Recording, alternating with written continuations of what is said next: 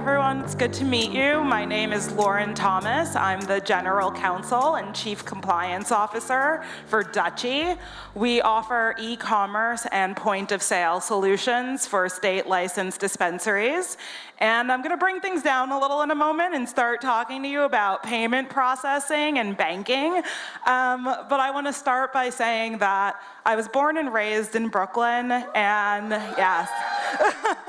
Moved to San Francisco about 6 years ago to work in fintech. Moved back to New York literally last month. So this is the most diverse professional room I've been in over 5 years. I'm not. And if this is what the future of the cannabis industry looks like in New York, I am so incredibly proud to see it and so happy to be home. So thank you for the warm welcome. And now for the moment you've been waiting for. Let's talk about payment processing. So, as all of you who work in the industry know, cannabis payments is a confusing world of semi-viable, semi-legal options. Most credit card companies and acquiring banks still will not work with even state-licensed dispensaries. They're waiting until they have full legalization in some cases before they start supporting the industry, which means that retailers have had to rely on a variety of options that kind of work and don't work. So today I'm going to chat a little bit about the landscape of payment processing right now, what Dutchie thinks are the great bets to make in the space in terms of payments, and then I'm going to talk a little bit about what the world may look like, especially once the Safe Banking Act passes. Once and not if. So as you all know, cash is the primary method of payment in the industry right now, but it comes with logistical and security challenges because that cash has to be counted, stored, transported, and secured. And more importantly, for the future of cannabis, it's incredibly limited in terms of accepting online payments for customers to pick up in store or make online orders. One thing that a lot of retailers have done to make the cash-only experience a little bit easier is having in-store ATMs. And that makes things a little bit easier for your customers because it means they don't have to come into your retail location with cash on hand.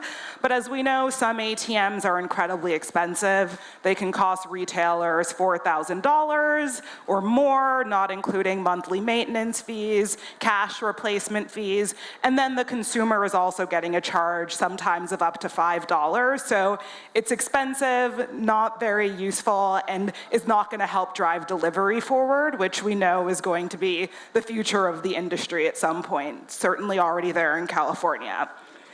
Cashless ATMs have come up as a relatively new payment solution that seems to be really well tailored for the cannabis industry, at least for where we are right now when payments aren't being supported by credit card companies and the larger acquiring banks. And for those of you who don't know how cashless ATM works, it's kind of like you use your debit card, but instead of going to an ATM register, you put it directly in the point of sale at the counter, and your transaction amount is usually rounded up to a $10 or $20 increment because that's what ATM networks recognize. So if your cannabis purchase is for $72, you'll have to get rung up for $80, and then the bud tender will give you $8 back in cash. So it's a good solution in the sense that it allows customers to actually use their card. At Dutchie, we've done a lot of research around this, and we found that when customers are able to use a credit or debit card for payments, they spend considerably more on cannabis. So you could see up to $60 more per transaction when you allow your customers to, when you accept some kind of card payment. But it's a little bit of an imperfect solution. It's weird that you're getting cash back. It's really hard to scale. From an industrial perspective, and it makes it really hard for your drivers to use cashless ATM for delivery and point of sale purchases. That being said, this is one of the technologies that Dutchie is definitely leaning in on and wants to make sure we can support, because we know how important it is for retailers to be able to accept card payments. So at Dutchie, our 2 point of sales, Greenbits and Leaf Logics, have partnered with a cashless ATM provider called Jory to provide those solutions for state licensed dispensaries. It's definitely something you should consider very soon when you'll be opening up your retail shops in New York. But where Dutchie is really making a bet right now with our soon-to-be released Dutchie Pay product is on peer-to-peer or ACH transactions. And you guys use these every day. It's the PayPal, Venmo, Cash App model where you're directly linking your bank account, retailer to customer, so that the transfer of cash is immediate. We love this solution because it is, well, as the general counsel, I especially love this solution because it is really regulatorily compliant. We're working incredibly closely with our bank partners who know exactly what industry we're in, how these transactions will be processed, and it's a completely above board payment solution. And in some ways it's even easier than using cash because all you'll need is your phone and you can click it to the registered point of sale or use a QR code to make payments, although it does require some customer buy-in in the form of downloading the app, kind of like you would have to for Cash App or PayPal. I would be remiss not to mention a couple of other payment options that currently exist in the cannabis industry. One, cryptocurrency. But I think you're gonna have a hard time. Yeah, it's exciting, but maybe not great for small payments. More of a speculative, long-term investment than something that'll be easier to use for day-to-day transactions. Although I know there are plenty of players out there working on it. And of course, credit cards. There is no credit card company, by the way, that currently allows cannabis transactions. So if you come across a retailer who's accepting credit card payments, they are doing something illegal. They are probably telling credit card companies that they're a business they're not, like a flower shop, but not the flower shop the credit card company thinks they are. Or they're giving incorrect addresses. At Dutchie, we've seen all kinds of hacks and attempts to get around regulatory frameworks to accept payments. I do not recommend that you try any of those approaches because credit card networks keep me up at night, they scare me. The last thing you want in the world is to be put on their blacklist because they will never allow you to use credit cards ever again. And they regulate themselves as an industry, so once you're put onto that blacklist from a credit card company, you're not getting off it, and they share it amongst themselves. So it's something you should be very diligent about.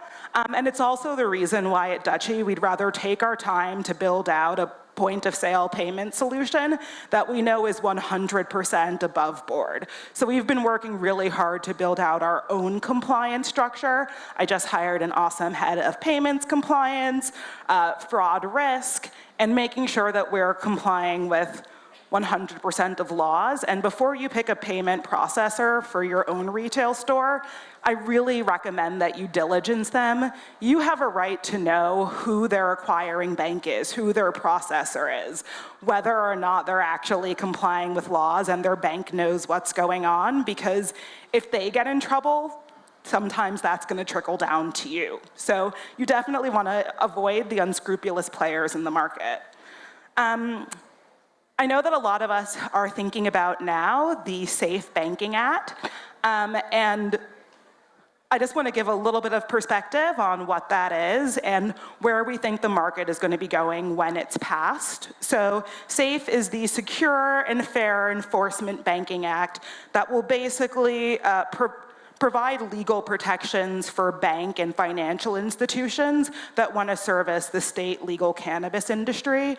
Right? SAFE has gone through many iterations over the last 5 or 6 years, but it's currently being considered by the Senate as part of the National Defense Authorization Act. I don't want to be the bearer of bad news in the room. It is unlikely that the Senate is going to pass SAFE in this legislative session. Obviously, this is something Dutchie theoretically supports really strongly. We want SAFE to pass. We want to increase banks' willingness to work with the cannabis industry. But just in terms of reading the tea leaves, especially among some of our more conservative senators, they're not necessarily there yet. And some of our more progressive senators don't want to pass cannabis legalization efforts without making sure there's a social equity component involved, which obviously we completely understand, because this legislation, while helping retailers get access to banking, will not be addressing a lot of the social equity concerns that are important to large demographics in this country. So we're paying attention to it. We definitely think it has a chance of passing in the next year or two, but we're not necessarily bullish on the fact that it's going to pass by the end of this year. And even when it does, I think it's important to keep in mind that it is reducing federal enforcement against banks, against acquiring banks, against credit card companies, so they don't have to have any fear that the federal government is going to enforce banking laws against them.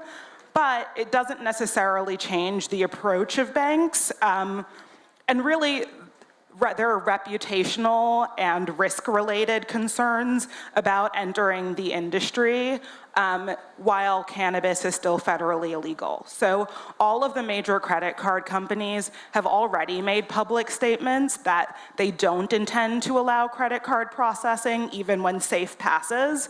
We don't know if they're actually going to stick with what they've said, but the major banks and credit card companies have said that they're waiting for federal legalization. So I wouldn't wait on SAFE before you start thinking about how you're going to process payments at your retail shop, and definitely thinking about new technology like cashless ATM and peer-to-peer ACH payments that will allow you to make digital and card payments now without having to wait for SAFE to pass or for federal legalization.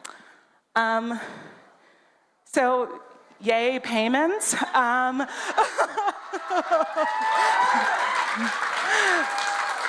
If you have any questions or just thinking about solutions for your retail shop, I'll also be around a little bit later and would love to chat with all of you.